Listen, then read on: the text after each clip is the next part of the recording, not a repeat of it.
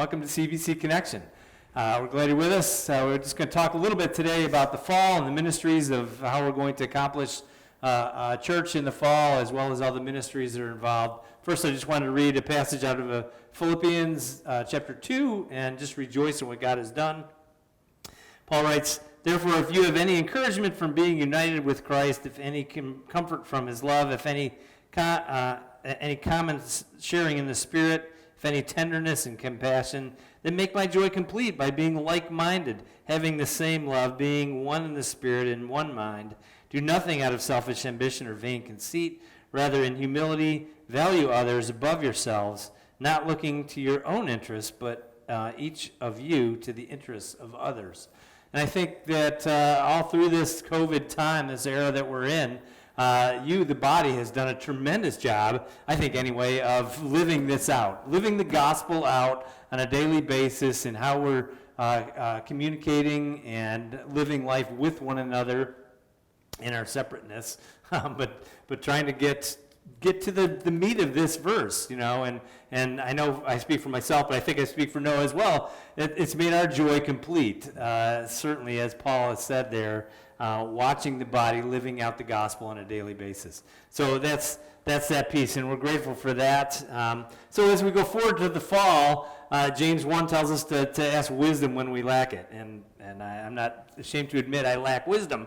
We've never been in a pandemic before, never been in a COVID era before, and so how do we do the things that God has called us to do as a church, reaching out to evangelize the lost, discipling those who are saved, and so how do we do that? And it's a difficult situation. We're waiting for other factors to come into play, but we need wisdom, and we ask that you would join us in prayer as the elders and deacons get together to try to determine how to do ministry coming up here in the fall. Yeah, and so I would say the biggest domino that we're sort of waiting to fall at this point is the school. Some of the other area schools have made decisions and put forward reopening plans, and they're sort of getting ready to do that. We're still waiting on the governor to also address that. Those decisions are supposed to be made by the end of the week. So this impacts greatly ministries like youth group, ministries like Awana, even a ministry like a Mom to Mom, those types of ministries that are sort of revolving around the school year because of the nature of dealing with kids and teenagers.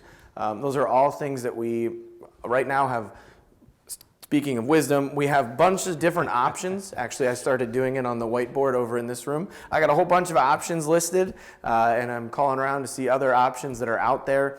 But the reality is that until some of those decisions are made from the school and from the governor speaking to the issue at least, we aren't going to know exactly how we can minister in this COVID time best. And so please just be praying for that specifically. Be praying for the families in our community as well as the families in our church as we seek to come alongside of them and to help them disciple their children as well as continue to grow in their own walks.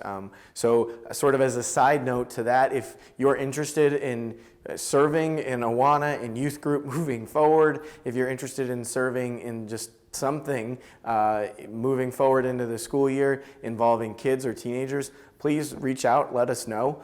We'd love to be able to connect you, because one of the things that we've realized, one of the things that I think we've both realized, is that there is a great amount of volunteers that are needed to do the things that we used to be able to do with less volunteers. Still volunteers needed earlier and now, but there's just a lot more moving pieces to it. And so if you're willing to help in that capacity, we'd love to hear from you. But otherwise, please be praying for us as we consider decisions moving into the fall based on, Awana and youth group are the big ones at this point. Yeah, as well as Sunday service, same thing. There's a number of different options that we could follow up with. We're trying to set up some type of a dial up and down version of that, like we had with the different levels. And as we move into level 4, which is inside church, as to what that looks like and how that we're going to how we're going to meet in the church building as fall comes along. I think we can get away with outside church through maybe September, depending on how the weather all falls, maybe into October, but winter is coming. We know that, and so pulling that together, we need a plan for that. So we need wisdom for that. Life groups, we're trying to figure out how to make space within the church building for those life groups to meet during the week, or in homes, or by Zoom. Again, different options that will be available there. We're trying to figure out the Biblical Counseling Conference, which comes up on the end of October, the 23rd and 4th, as to whether how we're going to do that exactly. I think we're going to do it in some form. It's just a matter of what that's going to look like. The normal counseling that we're doing during the week, that's all it's all difficult made by this the process of this COVID era. So be praying for us and for your leaders as we try to work through all this. If you have some awesome, great idea that no other church has thought of yet, please let us know, because we need those things.